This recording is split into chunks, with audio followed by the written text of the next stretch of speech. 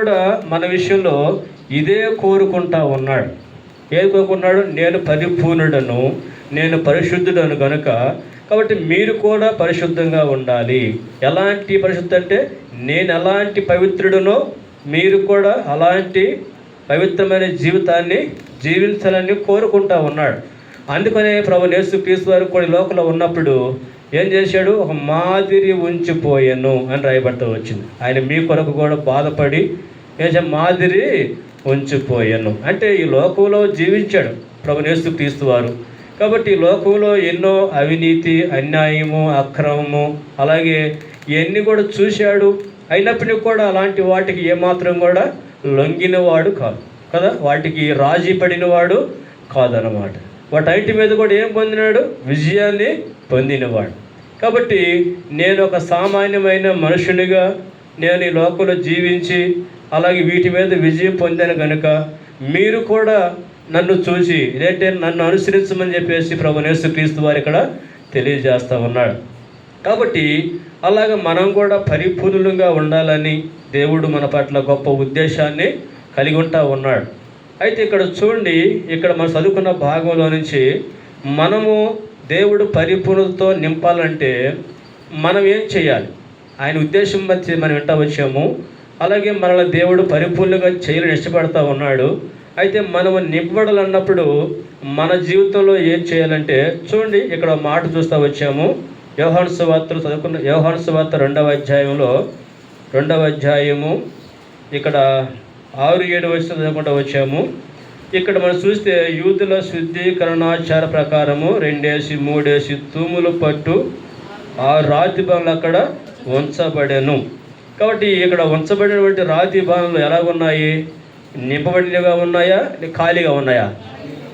ఖాళీగా ఉన్నాయి కదా. ఖాళీగా ఉన్న వాటిని ఏం చేస్తాం? మనము నింపుతాం, అంతే కదా.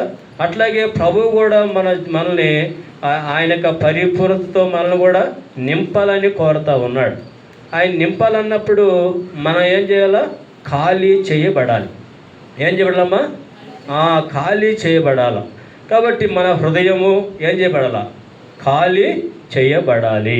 అంటే హృదయంలో దేవునికి ఇష్టం లేనిది ఏది కూడా ఉండకుండా మనం ఏం చేయాలా? జాగ్రత్త పడాలా. వాటిని తొలగించుకునే వారంగా మనం ఉండాలన్నమాట. కాబట్టి ఇక్కడ మనం నింపడాలన్నప్పుడు ఖాళీ చేయబడాలి. కాబట్టి మన యొక్క జీవితంలో మరి ఏది ఖాళీ చేయబడాలి? చూడండి, ఒక మాట మనం దేవుని యొక్క వాక్యంలో నుండి చదువుదాము. దేవుని యొక్క వాక్యంలో నుండి మార్కు సువార్త ఇక్కడ చూడండి, మార్కు సువార్త 2వ అధ్యాయము 22వ వచనాన్ని చూస్తే ఒక మాట రాయబడతా ఉంది. ఎవడును పాత తిత్తులలో క్రొత్త ద్రాక్ష రసము పోయడు, పోసినలా ఆ ద్రాక్ష రసము పిగుల్చును. కాబట్టి ఎవరు కూడా ఏం చేయలేరు? ఇక్కడ పాత తిత్తులలో ఏం చేయరు? క్రొత్త ద్రాక్ష రసము పోయరు. పోస్తే ఏమవుతుంది? అవి పిగిల్చబడతాయి, పాడైపోతుంది కదా. కాబట్టి ఇక్కడ పాతది కొత్తది అనే పదాలు ఇక్కడ వ్రాయబడతా వచ్చినాయి అన్నమాట. కాబట్టి అలాగే ఒకవేళ మన హృదయంలో కానీ పాతది ఉందనుకోండి, కొత్తది పోస్తే ఏమవుతుంది? రెండు మిక్స్ అవుతాయి కదా. దానివల్ల ఏమవుతుంది? పాడైపోవడానికి అవకాశం ఉంటుంది. కాబట్టి అందుకనే ప్రభువు పోయలేడు కొత్తది, నూతనమైనది, అలాగే శ్రేష్టమైన దానిని. కాబట్టి మన హృదయంలో ఉన్నటువంటి ఆ పాతది ఏం చేయబడాలా? తీసివేయబడాలి. కాబట్టి చూడండి, దేవుని యొక్క వాక్యంలో ఎఫెసీ పత్రిక 4వ అధ్యాయంలో కూడా రాయబడతా ఉంది. ఎఫెసీ పత్రిక 4వ అధ్యాయము 22 నుంచి చదువుదాము. కావున మునుపటి ప్రవర్తన విషయంలోనైతే మోసకరమైన దురాశల వలన చెడిపో మీ ప్రాచీన స్వభావమును వదులుకొని మీ చిత్తవృత్తి యందు నూతన పరచబడిన వారై నీతియు యథార్థమైన భక్తియు గలవారై దేవుని పోలికగా సృష్టింపబడిన నవీన స్వభావమును ధరించుకొనవలెను. కాబట్టి ఇక్కడ దేవుడు మన హృదయాలని నింపాలని కోరుతా ఉన్నాడు. అయితే ఇక్కడ నింపాలన్నప్పుడు ఏం కావాలంటే ప్రాచీన స్వభావం ఏం చేయాలా? వదులుకొని విడిచిపెట్టి దాని నుంచి మనం బయటికి, అలాగే మన హృదయంలో ఆ యొక్క ప్రాచీన స్వభావాన్ని ఏం చేయాలా? తొలగించుకునే వారుగా ఉండాలి. కాబట్టి అట్లాగే ఇక్కడ చూస్తూ ఉన్నాము, మీ చిత్తవృత్తి యందు నూతన పరచబడి నీతియు యథార్థమైన భక్తియు గలవారై దేవుని పోలికగా సృష్టింపబడిన నవీన స్వభావమును ధరించుకొనవలెను. కాబట్టి ఇక్కడ మన జీవితంలో ప్రాచీన స్వభావాన్ని ఏం చేయాలా? వదులుకోవాలి, విడిచిపెట్టాలి. కాబట్టి అలా మన జీవితంలో ఏదైనా సరే పాతది ఉన్నట్లయితే దాన్ని తొలగించుకుంటానికి మనం ఏం చేయాలా? ప్రయత్నించాలి. దాని నుంచి మనం సంపూర్ణంగా విడుదల పొందేవారుగా ఉండాలి. కాబట్టి ప్రభువు మన జీవితంలో నుంచి ఇది కోరుకునేవాడిగా ఉంటా ఉన్నాడు. కాబట్టి అందుకనే ముందుగా మన జీవితంలో పాతదాన్ని సంపూర్ణంగా విడిచిపెట్టాలి. రక్షణ పొందినప్పటికీ, దేవుని యొక్క బిడ్డలుగా చేయబడినప్పటికీ కూడా, మరి ఇట్లా మందిరానికి వస్తూ అలాగే ఆరాధిస్తూ బల్లమని పాలు పొందుతున్నప్పటికీ కూడా కొన్ని సందర్భాల్లో పాతది లేదా ప్రాచీన స్వభావము అనేది మన జీవితంలోనికి అది వచ్చేదిగా ఉంటుంది. అది ఏ విధంగా అయినా సరే, మాటల ద్వారా కావచ్చు, తలంపుల ద్వారా కావచ్చు, చూపుల ద్వారా కావచ్చు, ఇలాగా పాతది, అపవిత్రమైనది, దేవునికి ఇష్టం లేనిది అది మన జీవితంలోకి రావడానికి అవకాశం ఉంది. కాబట్టి ఒకవేళ అలాంటిది ఏదైనా మన జీవితంలో ఉంటే దాన్ని ఏం చేయాలా? వదులుకోమని, విడిచిపెట్టమని ఇక్కడ దేవుని యొక్క వాక్యం మనకి తెలియజేస్తూ ఉంది. ఎందుకంటే అది దేవునికి ఇష్టం లేదు. ఇందా చెప్పినాం కదా, నేను పరిశుద్ధుడిని కనుక మీరును పరిశుద్ధులై యుండుడి. కాబట్టి అపవిత్రమైనది ఏది కూడా మనలోనికి రాకుండా మనం ఏం చేయాలా? జాగ్రత్త పడవలసిన వారం.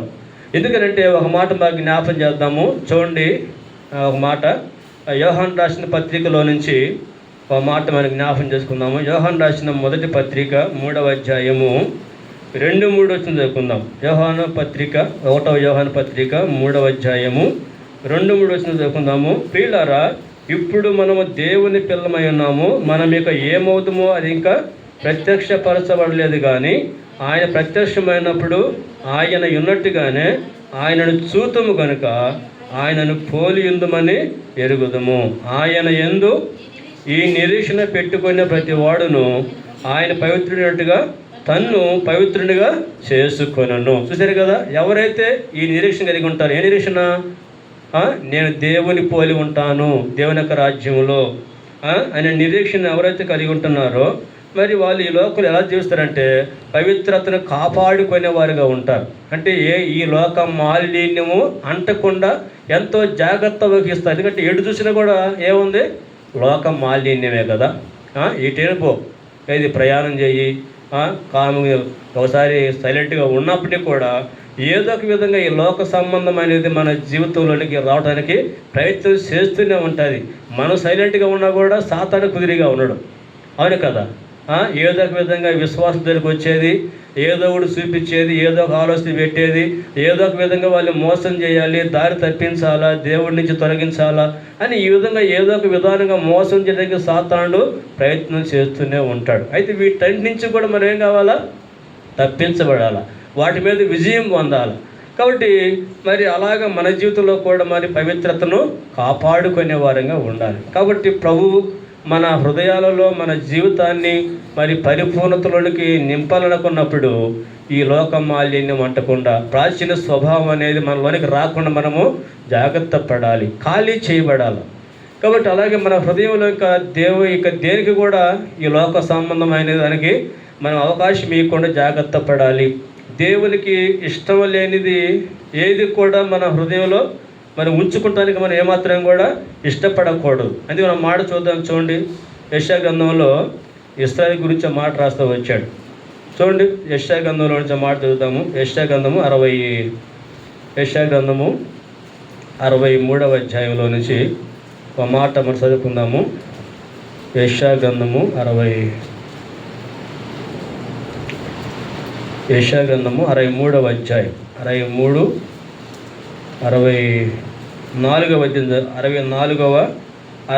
65వ అధ్యాయం చదువుకుందాం. 65వ అధ్యాయము 12వ వచనం చదువుతాం. 12వ వచనము, నేను పిలవగా మీరు ఉత్తరం ఇయ్యలేదు, నేను మాటలాడగా మీరు ఆలకింపక నా దృష్టికి చెడ్డదైన దానిని చేసితిరి, నాకు ఇష్టము కాని దాన్ని కోరితిరి. కాబట్టి ఇక్కడ ఇశ్రాయేలు ప్రజల గురించి మాట్లాడుతూ ఉన్నాడు. చెడ్డదైన దాన్ని చేసితిరి, నాకు ఇష్టము కాని దాన్ని కోరితిరి. కాబట్టి దేవునికి ఇష్టం లేనిది మనం ఏం చేయకూడదు, మన జీవితంలోనికి ఆహ్వానించకూడదు. కాబట్టి అందుకని మన హృదయంలో ఒకవేళ ఏదైనా సరే ప్రాచీన స్వభావము, దేవునికి ఇష్టం లేనిది, దేవునికి ఆయాసాన్ని కలిగించేది, దుఃఖాన్ని కలిగించేది ఉన్నట్లయితే దాన్ని వెంటనే మన హృదయంలో ఏం చేయాలా, ఖాళీ చేయించేసేయాలి అంతే, దాన్ని ఉంచకూడదు. ఇంకా అలా ఖాళీ చేస్తేనే మరి ప్రభు మన హృదయాలను శ్రేష్టమైన వాటితోటి నింపేవాడిగా ఉంటాడు.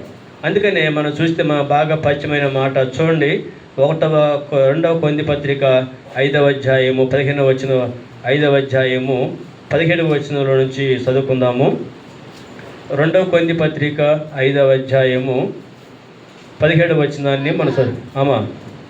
కాగా ఎవడైనా క్రీస్తునలా వాడు నూతన సృష్టి, పాతవి గతించెను, ఇదిగో క్రొత్తవాయెను. కాబట్టి ఇక్కడ మరి ఎవడైనా క్రీస్తునలా నూతన సృష్టి, పాతవి గతించెను, ఇదిగో క్రొత్తవాయెను, సమస్తమును దేవుని వలన అయినవి. కాబట్టి ఏ విధంగా ఒక వ్యక్తి నూతనమైన జీవితాన్ని జీవిస్తాడంటే దేవుడు తన జీవితంలో కార్యము జరిగించేవాడు. నువ్వు దేవునికి అవకాశం ఇవ్వాలి. ప్రభు నన్ను నూతన పరుచు, నాలో ఉన్నటువంటి, నాలో నీకు ఆయాస్కరమైన దాన్ని, నీకు ఇష్టం లేని దానిని, నేను నా యొక్క జీవితాన్ని అపవిత్రపరిచేది, నిన్ను దుఃఖపెట్టేది ఏదైతే ఉందో దానిని నాలోంచి తొలగించి వాటి మీద నేను విజయం పొందే విధంగా నాకు సహాయం చేయమని ప్రభు యొక్క కృపను కోరుకుంటే ప్రభు మనల్ని బలపరిచేవాడు, నూతన పరిచేవాడు. అలాగా ప్రభువుని సేవించడానికి, ప్రభుని మహింపరచడానికి మనకు ప్రభు ఎంతగానో సహాయం చేస్తాడు. ఎందుకంటే ఈ లోకంలో మనం మనుషులంగా, మానవులంగా దేవునికి వేరుగా ఉండి మనము మరి దైవత్వాన్ని కలిగి ఉండటం అనేది అసాధ్యం. కాబట్టి దేవుడే మనకి సహాయం చేయాలి. ఆ దైవత్వాన్ని కలిగి, పవిత్రత కలిగి, నూతనముగా ప్రభుని మహింపరచాలంటే అది మన వల్ల ఏది కాదు.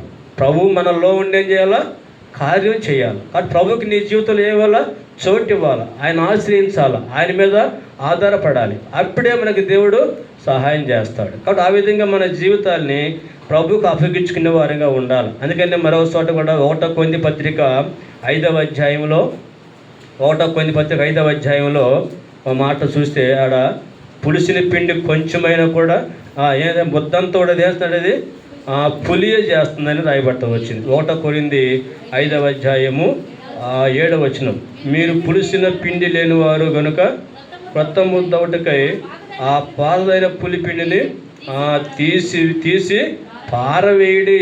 కాబట్టి పులిసింది కొంచెమైనా చేస్తుంది. ఇప్పుడు పాలు కాసావు, ఆ పాలలో సేవరు వేయాలి, పులిసింది వేస్తే ఏమవుతుంది, అది కూడా ఏమవుతుంది, అయిపోద్ది లేదా?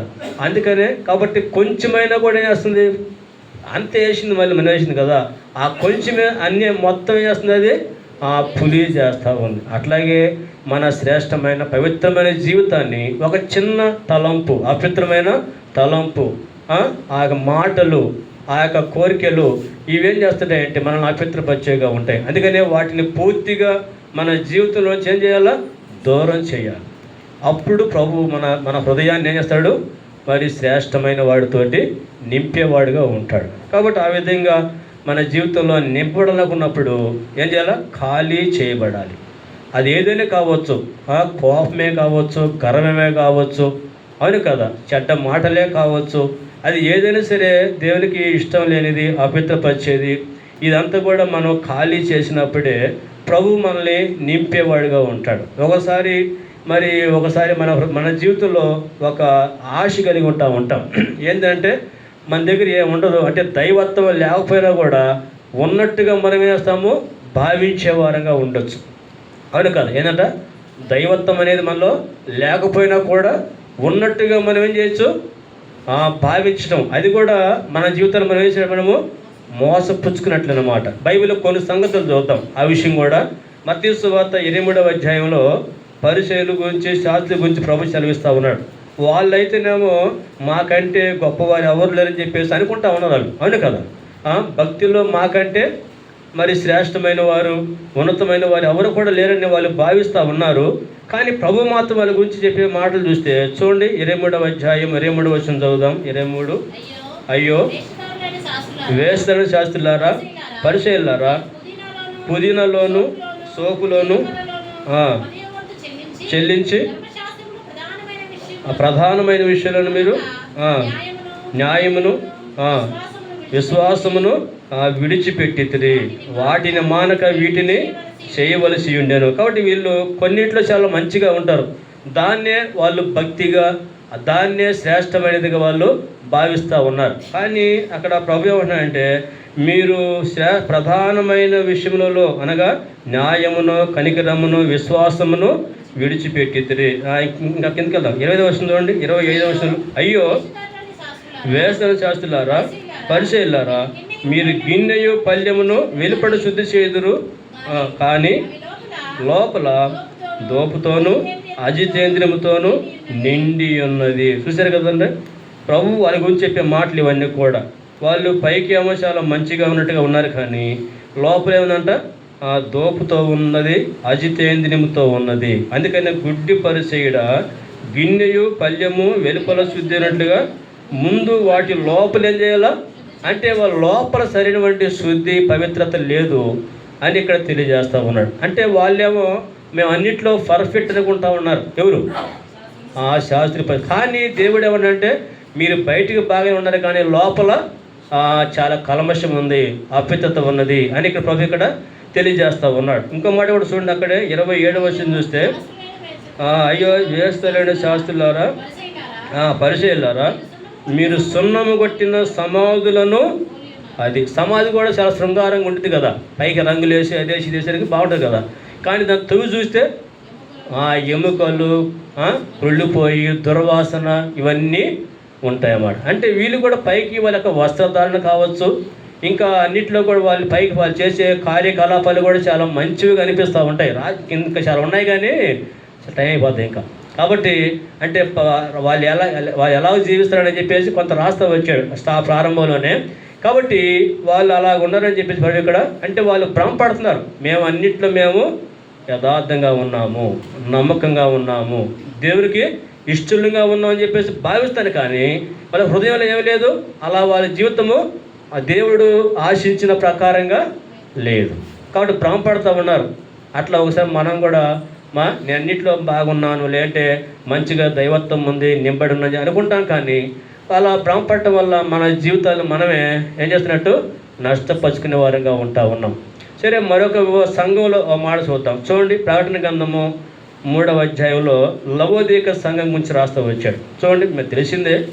చూడండి, ప్రకటన గ్రంథంలో నుంచి 3వ అధ్యాయము, ప్రకటన గ్రంథము 3వ అధ్యాయము 15వ వచనం చదువుదాం. 3:15, నీ క్రియలను నేను ఎరుగుదును, నీవు చల్లగానైనను వెచ్చగానైనా లేవు, నువ్వు చల్లగానైనా వెచ్చగానైనా ఉండిన మేలు, నువ్వు వెచ్చగానైనాను చల్లగానైనా ఉండక నిలువెచ్చగా ఉన్నావు కనుక నేను నిన్ను నా నోటి నుండి ఉమ్మివేయ నిర్దేశించున్నాను. నీవు దౌర్భాగ్యుడును, దిక్కుమాలిన వాడును, దరిద్రుడును, గుడ్డివాడును, దిగంబడివై ఉన్నావని ఎరుగక నేను ధనవంతుడిని, ధనబుద్ధి చేసుకున్నాను, నాకేమీ కుదరలేదని చెప్పుకొనుచున్నావు. చూశారు కదండి, అర్థం కదా, స్పష్టంగానే రాస్తారు వచ్చాడు అక్కడ. కాబట్టి వాళ్ళ దగ్గర ఉండాల్సిన ఆ లక్షణాలు లేవు, కానీ వాళ్ళు ఏమంటారంటే, నేను ధనవంతుడిని, ధనబుద్ధి తెచ్చుకుంటున్నాను, నాకు ఏం కొదువు లేదు, అన్నిట్లో నేను పర్ఫెక్ట్గా ఉన్నాను అని సంఘము అనుకుంటూ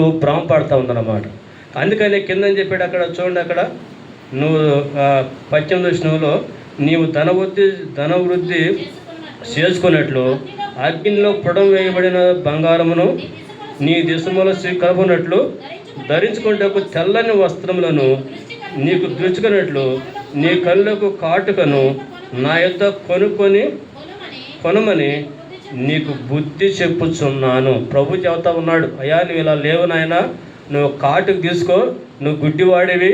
అట్లాగే ఇక్కడ నీ మరి వస్త్రాలు కూడా ఇక్కడ తెల్లని వస్త్రములను ధరించుకోమని చెప్పేసి ఇక్కడ తెలియజేస్తూ ఉన్నాడు. కాబట్టి మనకు కూడా దేవుడు తెలియజేస్తూ ఉన్నాడు. ఒకవేళ మన జీవితంలో భ్రమపడతా ఉందని గుర్తించాలి, గ్రహించాలి. చాలా సందర్భాల్లో మనం కూడా మరి భ్రమపడతా ఉంటాం. ఇంకో సందర్భం కూడా చూద్దాం, ముందుకెళ్దాం. చూడండి, మత్తయి సువార్త 25వ అధ్యాయంలో ఆడ బుద్ధి లేని కన్యకల విషయంలో కూడా ఇలాంటి సందర్భాన్ని మనం ఇక్కడ చూస్తాము. చూడండి, 25వ అధ్యాయము 3వ వచనం చదువుదాం. మత్తయి సువార్త 25:3లో, బుద్ధి లేని వారు తమ దివుటీలు పట్టుకొని తమతో కూడా నూనె తీసుకొని పోలేదు. అంటే వాళ్ళే ఉన్నారు, నూనె సమృద్ధిగా ఉంది, ఇబ్బంది ఏమీ లేదు, పెళ్లి కుమారుడు వచ్చేంత వరకు నూనె సరిపోతుందనే భ్రమలో ఉన్నారు. కానీ వాస్తవానికి ఏమీ లేదు, దగ్గర నూనె లేదు.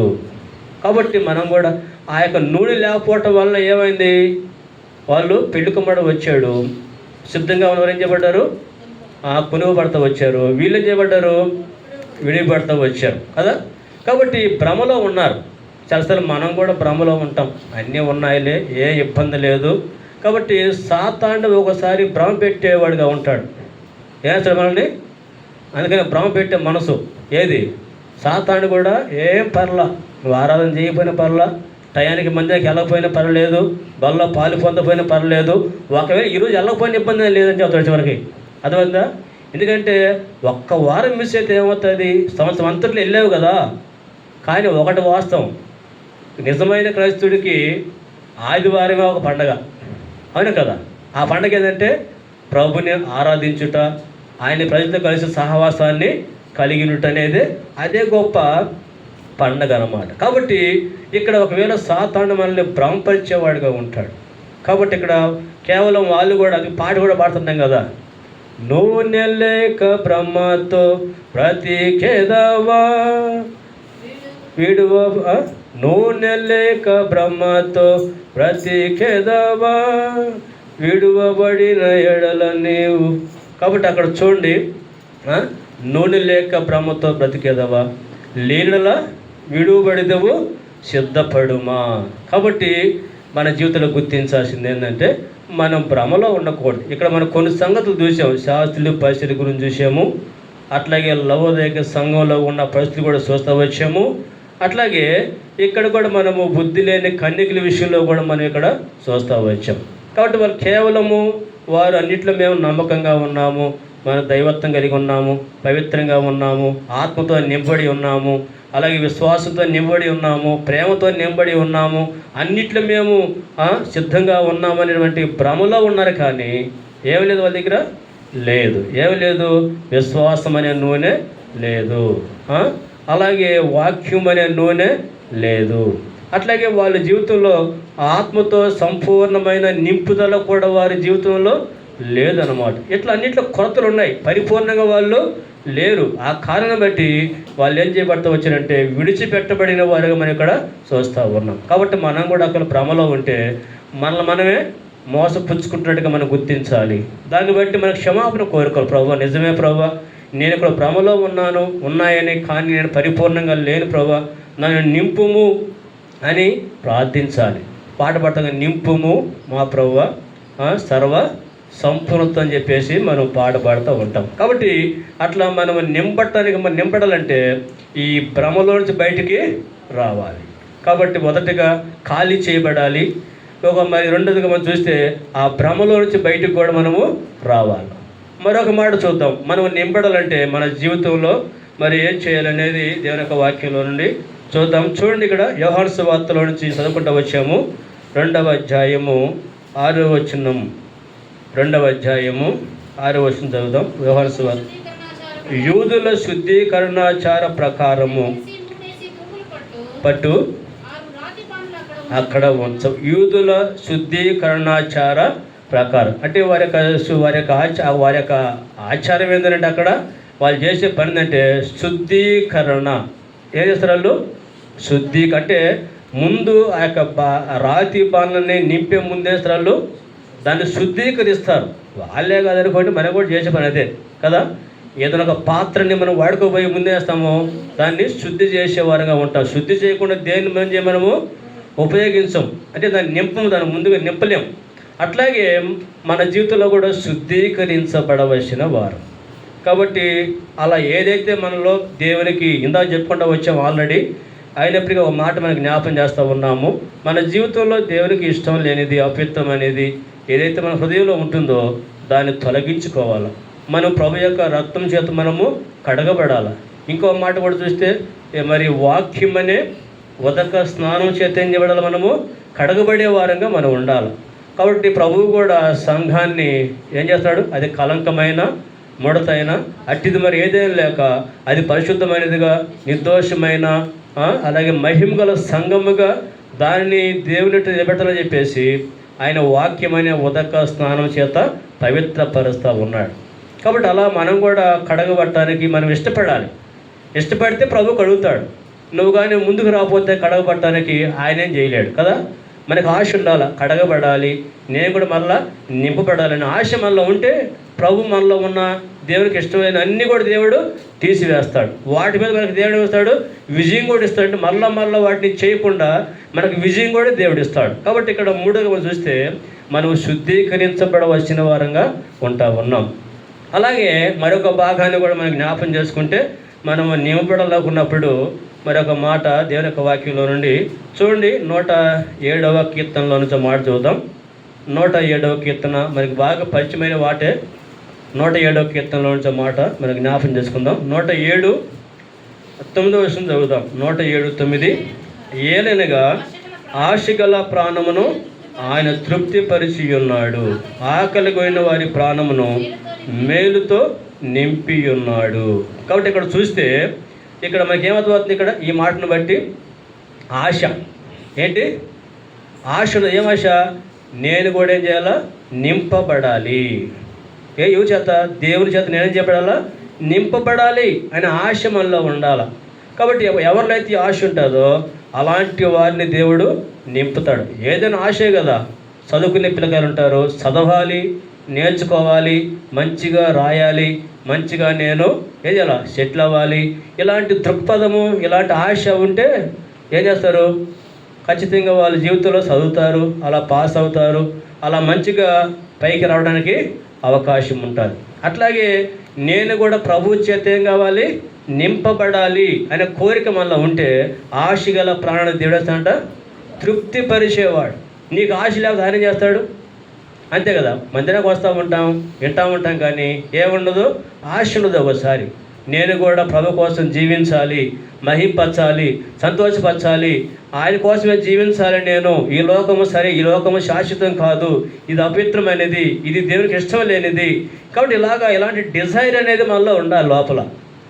కాబట్టి ఎవరైతే ఆశ కలిగి ఉంటారో ప్రభు కోసం జీవించాలని, అలాంటి వారిని దేవుడు వేస్తాడు, నింపుతాడు. నీకు ఎంత ఆశ ఉంటుందో అంతగా దేవుడు నిన్ను నింపేవాడు. నీకు ఆశ లేదు, ఆయన ఏం చేయలేడు.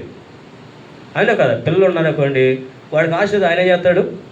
ఒకసారి చిన్నపిల్లలు ఉంటారు, చిన్నపిల్లకాయలకి ఇల్లేమో మంచిగా దాంట్లో ఏమేసి, నెయ్యి వేసి, అది వేసి, ఇది వేసి, ఒరే నోరు తెరవరా బాబు అంటే వాడు తెరవడు. వాడు తెరవదు, నువ్వేం చేస్తావు? అంతే కదా.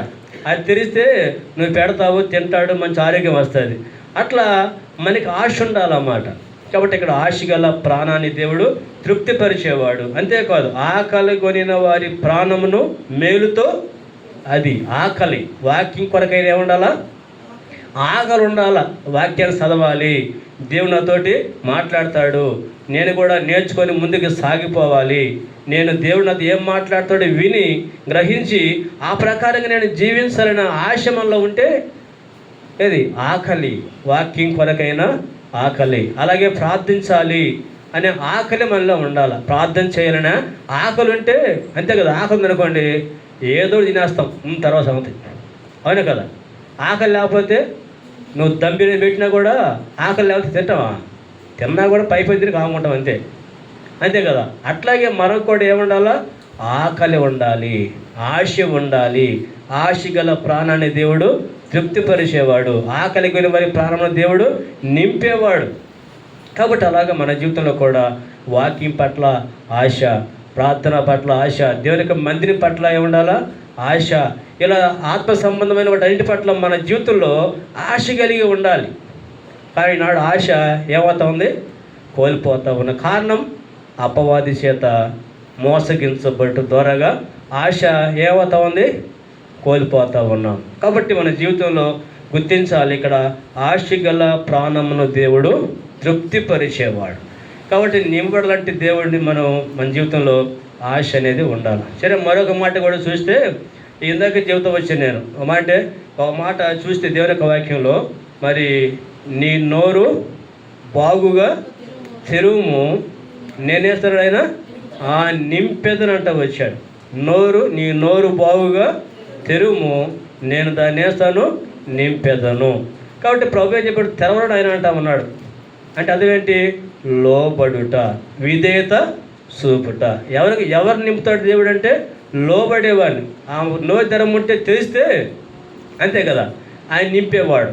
నువ్వు తెరవకపోతే ఆయన వేస్తాడు, అంతే కదా. అట్లాగే మనం కూడా దేవునికి లోబడి జీవించాలి, విధేయత చూపించాలి. ఇందాక కూడా చూస్తే ఇక్కడ చూడండి, యోహాను సువార్తలో మనం చూస్తే దేవుని యొక్క వాక్యంలో నుంచి యోహాను సువార్త 2వ అధ్యాయంలో అక్కడ ప్రభు యేసుక్రీస్తు వారు ఆ పరిచారకులను చూసి ఏం చేశాడు, ఆ యొక్క 6 రాతి బాణలు ఏం చెప్పాడు, నీటితో నింపని చెప్పాడు. చెప్పినప్పుడు వాళ్ళు వేసినంటే అంచులు మట్టుకు నింపిరి. కాబట్టి విధేయత, కాబట్టి అంచులు మట్టుకు నింపుతా వచ్చాడు. అట్లాగే మన జీవితంలో కూడా నింపడలేకున్నప్పుడు మనం దేవునికి ఏం చేయాలా, విధేయత చూపించాలి. దేవుడు చెప్పినట్టుగా ఈ లోకంలో జీవిస్తే ఆయన మనల్ని నింపుతాడు. కాబట్టి అలాగా మన జీవితాల్ని మరి ప్రభు తన దైవత్వంతో నింపాలని దేవుడు ఇష్టపడతా ఉన్నాడు. కాబట్టి అలా నింబడిన వారమై మనం ప్రభు కొరకు జీవించాలి. ఎవరైతే నింపబడతారో వాళ్ళు ఏం చేయబడతారు, ప్రభు కొరకు జీవిస్తారు. యోహాను సువార్త 7వ అధ్యాయంలో అక్కడ మాట అయిపడతా ఉంది. 7వ అధ్యాయం 37వ వచనంలో ఏమైపడింది అక్కడ యోహాను సువార్తలో, ఇక్కడ నా యందు ఎవరైతే విశ్వాసం ఉంచుతారో వాని కడుపులో నుండి జీవజల నదులు పారునని చెప్పాను. కాబట్టి ఎవరైతే ప్రభుని విశ్వాసం ఉంచారో వారి కడుపులోంచి ఏం వస్తాయంట, జీవజల నదులు పారు. ఎవరైతే నింపడతారో వారిలోంచి ఏమొస్తుంది, జీవజల నదులు. ప్రభు మనల్ని నింపుతున్నాడు. నింపడిన మనలో నుంచి ఏమొస్తుందంటే జీవజల నదులు ప్రవహించేవిగా ఉంటాయి. కాబట్టి దేవుని యొక్క వాక్యము మనలోంచి ధారాళంగా బయటికి వస్తుంది. అనేకులకు మనం ఎంతగానో ఎలా ఉంటాము, ప్రయోజనకరంగా, అనేకులకు మనం మన జీవితాల్లో ఆశీర్వాద కారణంగా ఉంటాయి. అనేకులు మనం ఏం చేయగలుగుతాము, సంతోషపరిచే వారిగా ఉంటాం. అనేకులను మనం రక్షణలోనికి నడిపించడానికి మన దేవుడు గొప్ప సాధనగా మన దేవుడు ఉపయోగించుకునేవాడుగా ఉంటాడు. అందుకనే నింపడాల. ఎందుకు నింపడాలా, ప్రభుని మహిమపరచుటకు. ఇక్కడ చూసాం కదా, నింపారు ద్రాక్ష, ఇక్కడ నీటితో నింపారు. ప్రభువేశ్వరుని ద్రాక్ష రసంగా మార్చాడు. మార్చిన తర్వాత వాళ్ళు వేసినట్టు తీసుకుపోయి ఆ విందు యజమానికి పోశారు. పోయిగానే ఏమైంది అక్కడ, అబ్బా ఏముండాయి అని కదా. మీరు ముందు మీరు ఏంది సాధారణంగా విందులు వేస్తారంటే ముందేమో శ్రేష్టమైనది పోస్తారు కదా, లాస్ట్లో ఏముంటుంది, అడుగు పెడుగు, అవును కదా. అది చెబుతున్నాడు ఆయన, చెబుతామంటే కానీ మీరు అలా చేయలేదు. ముందే మీరు లాస్ట్లో మీరేసారు. మరి అక్కడ మాట చెబుతా వచ్చాడు అన్నమాట. చూడండి 2వ అధ్యాయంలో ఆ విందు ప్రధాని ఒక మాట జ్ఞాపం చేస్తూ ఉన్నాడు.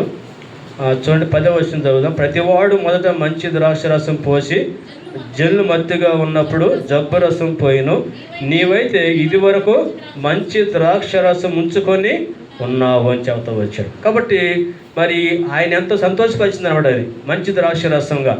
అంతేకాదు తర్వాత మనం చూస్తే కిందకెళ్ళే కొద్దీ అక్కడ దేవునికి మహిమ వస్తూ వచ్చింది. అంటే శిష్యులు విశ్వాసం ఉంచారు ప్రభునందు, తర్వాత దేవునికి మహిమ అనేది అక్కడ మనం చూస్తూ ఉన్నాం. కాబట్టి అలాగున మన జీవితంలో కూడా మరి నింపుకోవటం వల్ల ఏంటంటే అనేకులకు మనము మేలుకరంగా ఉంటాం, అనేకులకు మనము ఉపయోగపడే వారంగా, ప్రభువుని మహింపరిచే వారంగా మనల్ని దేవుడు వాడుకునేవాడిగా ఉంటాడు. అందుకే మనం ఈ లోకంలో నింపబడాలి. మనం పనిచేసే స్థలాల్లో కావచ్చు, మన బంధువుల మధ్య, స్నేహితుల మధ్య, మన గృహంలో కూడా. కాబట్టి ఇలా అందరికీ మనం ప్రయోజనకరంగా, మేలుకరంగా, ప్రభువుని మహింపరిచే విధంగా ఉండాలంటే మనము నింపబడే వారంగా ఉండాలి. హృదయం నిండిన దాన్ని బట్టి నోరేం చేస్తుంది, మాట్లాడుతూ ఉంటుంది. కాబట్టి మనం వాక్యంతో నింపుకుంటే వాక్యం మనలో నుంచి బయటికి వస్తుంది, అవును కదా. అట్లాగా మనం శ్రేష్టమైన వాడితోటి నింపబడాలి, వాక్యంతో నింపబడాలి, విశ్వాసంతో నింపబడాలి, ప్రేమతో నింపబడాలి, అలాగే జ్ఞానంతో మనం ఏం చేయాలా, నింపబడాలి. ఇలాగా మనము ఆత్మ సంబంధమైన వాడితో మనం ఏం చేయబడాలా, నింపబడాలి. ఆత్మతో మనం ఏం చేయబడాలా, నింపబడాలి. ఆత్మ పూర్ణులై యుండుడి అనే దేవుని యొక్క వాక్యంలో రాయబడతా వచ్చింది. ఆ విధంగా మనం ఎప్పుడైతే నింపబడతామో అనేకులకు మనం ఎంతో ప్రయోజనకరంగా, ప్రభువుని మహింపరిచే వారంగా ఉంటాం. అందుకే మన జీవితాల్లో ప్రభు మనల్ని నింపాలని దేవుడు కోరుకుంటా ఉన్నాడు. కానీ చాలామంది వారి జీవితాల్లో మరి నింపడానికి ఇష్టపడేవారుగా లేరు కదా. దావీదు మాట చెబుతూ వచ్చాడు, 119 కీర్తన 11 వచనంలో ఏమన్నాడు ఆయన? నీ ఎదుట నేను పాపము చేయకున్నట్లు నా హృదయంలో నీ వాక్యమును ఉంచుకొని ఉన్నాను. లోపల ఏముందంట దావీదుకి? వాక్యం ఉంది. మనకేముంటుంది చెప్పండి? దావీదు రాజు అయ్యండి, చక్రవర్తి అయ్యండి, ఎంతో బాధ్యులుండి కూడా హృదయంలో ఏముంచున్నాయన? వాక్యాన్ని ఉంచుకుంటూ వచ్చాడు. అని ఇంకో మాట చెప్పాడైనా, నీ నా ఆంతర్యములో ఏముంది?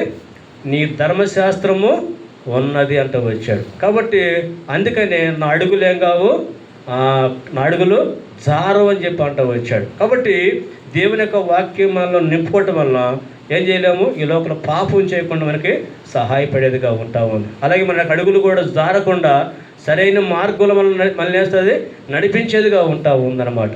అంతేకాదు కానీ అనేకులకు మనం కూడా ఉపయోగకరంగా, ప్రయోజనకరంగా ఉండగలుగుతాం, ప్రభుని మహింపరిచే వారంగా ఉండగలుగుతాం. కాబట్టి ఆ విధంగా మనం నింపడాలని ప్రభు వారు ఎంతగానో ఆయన కోరుకునేవాడిగా ఉంటా ఉన్నాడు. సరే, మనం నింపడానికి ప్రభు కొన్ని సదుపాయాలు కూడా ఉంచాడు.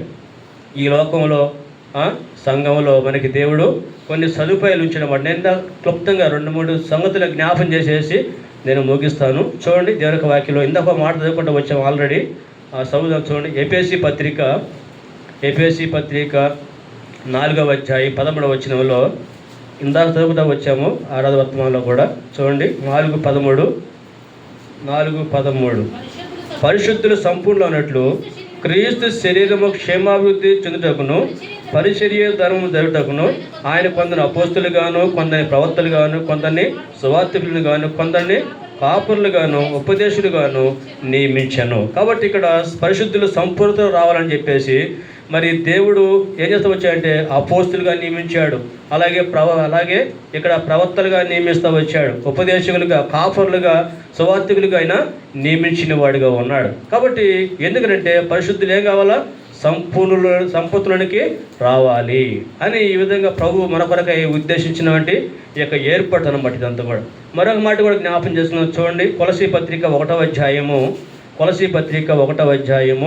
28వ వచనం చదువుతాం. చూడండి, 1:28 ప్రతి మనుషుని క్రీస్తునందు సంపూర్ణునిగా చేసి ఆయన ఎదుట నిలబెట్టవలని సమస్త విధములైన జ్ఞానముతో మేము ప్రతి మనుషునికి బుద్ధి చెప్పుచు, ప్రతి మనుషునికి బోధించుచు ఆయనను ప్రకటించుచున్నాము. చూసారు కదండి, ఇక్కడ ప్రతి మనుషునికి ఆయన అక్కడ చూడండి, ప్రతి మనుషుడిని కూడా క్రీస్తునందు ఏం చేయాలని? సంపూర్ణంగా చేయటం కొరకై ఆయన మరి ప్రతి మనుషునికి బుద్ధి చెబుతా ఉన్నాడు, బోధిస్తున్నాడు, ఆయనను ప్రకటించుచున్నాము. ఆయన అంటే దేవుని గురించి ప్రకటన చేస్తున్నాడు అన్నమాట. ఆయన ఎలాంటి వాడో, ఎలా జీవించాడో, మనం ఎలా జీవించాలని చెప్పేసి ఇక్కడ తెలియజేస్తాడు అన్నమాట. కాబట్టి మన జీవితంలో కూడా ఇక్కడ పౌలు గారిని ఇక్కడ వాడుకుంటూ ఉన్నాడు. కాబట్టి ఇక్కడ ఆ విధంగా మరి బుద్ధి చెప్పడం అన్నప్పుడు ఏంటంటే సంగతిని తెలియజేయటం. అంటే లోపాలు ఉన్నాయనుకోండి, అయ్యా నీ లోపం ఉంది, బలహీనత ఉంది, దాన్ని సరి చేసుకో అన్ని వ్యక్తిగతంగా పర్సనల్గా చెప్తున్నాడు అన్నమాట ఇక్కడ పౌలు గారు. అలాగే ప్రతి ఒక్కరికి బోధిస్తున్నాడు అన్నమాట. వ్యక్తిగతంగా కూడా పౌలు గారు ఇక్కడ బోధించేవాడిగా ఉంటా ఉన్నాడు. కాబట్టి అలాగా ఇవన్నీ ఎందుకంటే మనల్ని సంపూర్ణతలోకి దేవుడు తీసుకుంటాడానికి ఉపయోగించే ఆత్మ సంబంధమైన వనరులు అన్నమాట ఇవన్నీ కూడా. కాబట్టి ఇట్లాగా మరి మనం దేవుని యొక్క వాక్యం చూస్తూ ఉన్నాం. ఇంకా నేను చివరిగా ఒక మాట, ప్రార్థన కూడా మనల్ని వేస్తుంది, సంపూర్ణులకి తెచ్చేదిగా ఉంటుంది. ఒక మాట చదువుదామా? చూడండి, లోకాసు వార్త 21వ అధ్యాయము ఒక మాట జ్ఞాపం చేస్తాను. చూడండి, లోకాసు వార్త 21వ అధ్యాయము చివరి వచనాన్ని మనం చదువుకుందాం అమ్మా. 38 చదువుతాం. 38 కాబట్టి మీరు జరగబోవు వీటినెల్లను తప్పించుకొని మనుష్య కుమారునిట నిలబడ్డకు శక్తి గల వారగినట్లు ఎల్లప్పుడూ ప్రార్థన చేయొచ్చు, మెలకువగా ఉండడి. చూసారు కదా, ఎల్లప్పుడూ ప్రార్థన చేయొచ్చు. ఎందుకంట ఈ ప్రార్థన ఏం చేస్తుందని మనల్ని దేవుని ఎదుట నిలబెట్టడానికి ఇది ఎంతో సహాయపడతా ఉంది. కాబట్టి అందుకని ఎల్లప్పుడూ మనం ఏం చేయాలా? ప్రార్థించే వారంగా ఉండాలి. కాబట్టి ప్రార్థనా జీవితము ఏం చేసిందంటే దేవుని యొక్క రాకడ కొరకు మనల్ని సిద్ధపరుస్తుంది. అలాగే ప్రభు దగ్గర నిలబెట్టడానికి అర్హులుగా చేస్తుంది. కాబట్టి అందుకనే ఇవన్నీ కూడా మనకు దేవుడిచ్చిన గొప్ప ఆధిక్యతలు, అంటే వనరులని చెప్పచ్చు అన్నమాట. కాబట్టి మనం కూడా ఏం చేయాలి, ఎల్లప్పుడూ ప్రార్థనలో ఉండాలనేదే దేవుని యొక్క ఉద్దేశం. కాబట్టి అలాగే చూద్దాం. మరొక మాట కూడా జ్ఞాపకం చేసుకొని మనం బల్లో పాలు పొందాము. చూడండి మరొక మాట కూడా, రెండవ కొరింథీ పత్రిక 3వ అధ్యాయము చివరి వచనంలో నుంచి చివరి భాగాన్ని మనము చదువుదాము. 2వ కొరింథీ పత్రిక 3వ అధ్యాయం చివరి వచనము, ప్రభువుకు ఆత్మచేత ఆ పోలికగానే మార్చబడుచున్నాము. చూసారు కదా, దేని చేత? ప్రభువుకు ఆత్మచేత. కాబట్టి దేవుడే మనల్ని ఏం చేసేవాడంట, ఆయన యొక్క పోలికలోనికి మార్చేవాడు. దేవుని యొక్క ఆత్మ మనలో ఉంటుంది. ఆత్మచేత మనం కూడా ఏం చేయాలా, నడిపించబడాలి. అలాగే మనం ఎప్పుడైతే దేవుని యొక్క ఆత్మకి మన జీవితంలో ప్రాముఖ్యతనిస్తామో, ఆత్మచేత మనం నడిపించబడటానికి ఇష్టపడుతూ ఉంటామో, అప్పుడు మనం ఏం చేస్తామంట, ఆయన యొక్క పోలికలోనికి మనము మార్చబడతాం. అలాంటి వారే ఏం చేయబడతారు, ఎత్తబడే సంఘంలో ఉంటారు. ప్రభు సన్నిధిలో వాళ్ళు నిలవబడేవారుగా ఉంటారు. కాబట్టి ఆ విధంగా మనం సిద్ధపరచడం కోసం ప్రభు వారు మనకు ఉంచినటువంటి మన మధ్యలో ఉంచినటువంటి ఆత్మ సంబంధమైన వనరులు ఇవన్నీ కూడా. కాబట్టి ఆ విధంగా మన జీవితాల్లో ఉపయోగించుకునే వారంగా ఉండాలి. కాబట్టి ఈ సమయంలో మనం బలలో పాలు పొందే ముందుగా మన జీవితం ఎలాగుంది ఒక్కసారి పరీక్షించుకోవడం అనేది ఎంతైనా మంచిది. మనం ఖాళీ చేయబడ్డామా లేదా? రెండవది, మనం ఇంకా భ్రమలో ఉన్నామా? వాక్యం ఉన్నాం కదా ఇందాక, మనం భ్రమలో ఉన్నాం బహుశా, అంటే లేకపోయినా కూడా ఉన్నట్టుగా అనుకొని మనం ముందుకు సాగిపోతే దానివల్ల ఏముంది, ఎంత అపారమైన నష్టం ఉంది. బుద్ధి లేని కన్యకులు ఏం చేయబడ్డారు, విడిచిపెట్టబడతా వచ్చారు. మళ్ళా వచ్చారు పాపం. వచ్చి అయ్యా అంటే ఏమన్నాడు, మీరు నాకు తెలీదు, అక్రమం చేయవాళ్ళారా, నా ఎదురుండి తొలగిపోండి. చూసారా? కాబట్టి అలాంటి భయంకరమైన మాట మనం వినకుండా జాగ్రత్త పడేవారంగా మనం ఉండాలి. అలాగే ఆశ ఉండాలి. ఏముండాలా? దానికి ముందే చెప్పున్నాము, మనం మనము శుద్ధి చేయబడే వారంగా ఉంటే ప్రభు మనల్ని వేస్తాడు, నింపేవాడు. తర్వాత ఏముండాలా? ఆశ ఉండాలి. ఆశ గల ప్రాణ దేవుడు తృప్తిపరిచేవాడు, నింపేవాడుగా ఉన్నాడు. తర్వాత మనము విధేయత. ఏముండాలా? నీ నోరు బావుగా తెరువుము, నేనేస్తాను నింపేదనంట వచ్చాడు. కాబట్టి తెరవాలి మనం, అంటే విధేయత చూపించాలి. ప్రభు చెప్పిన దానికి మనము విధేయత చూపిస్తే ఆయన నింపేవాడు. ఎందుకు నింపుతున్నాడంటే మన ద్వారా దేవుడు ఏం చేయాలా, ఈ లోకంలో మహింపరచబడాలి. మనలో నుండి ఏం రావాలో, జీవజల నదులు ప్రవహించి అనేకులను సంతోషపెట్టేవారంగా మనం ఉండాలి. సంతోషపెట్టేటువంటి రక్షణలోకి నడిపించడము, ఆదరించడము, ధైర్యపరచడము, ప్రోత్సహించడము, ఇలా ప్రభు యొక్క మార్గంలోకి వాళ్ళని నడిపించడమే. అంతేకాదు కానీ మనల్ని ఇక్కడ సంపూర్ణ తేవడం కొరకై మనకి కొన్ని ఆత్మ సంబంధమైన వనరులు మనకి అందుబాటులో ఉంచాడు కదా. సంఘము దేవుని యొక్క బిడ్డలో మరి పరిశుద్ధులు సంపూర్ణంగా చేయబట్టడం కొరకై ఏం చేశాడంటే కొంతమంది అపోస్తులుగాను, ప్రవక్తలుగా, సువార్తికులుగా, ఉపదేశకులుగా, కాపర్లుగా దేవుడు నియమించాడు. పౌలు గారు కూడా ప్రతి మనుషుని సంపూర్ణ తేవడం కోసమయ్యి ఏతో వచ్చాడంటే బుద్ధి చెప్పుసు, ఆయన ఏతో వచ్చాడు, ఆయన ప్రకటిస్తూ వచ్చాడు. ప్రతి మనిషికి బోధించుసు ఆయనను ప్రకటించుస్తున్నామని చెబుతూ వచ్చాడు.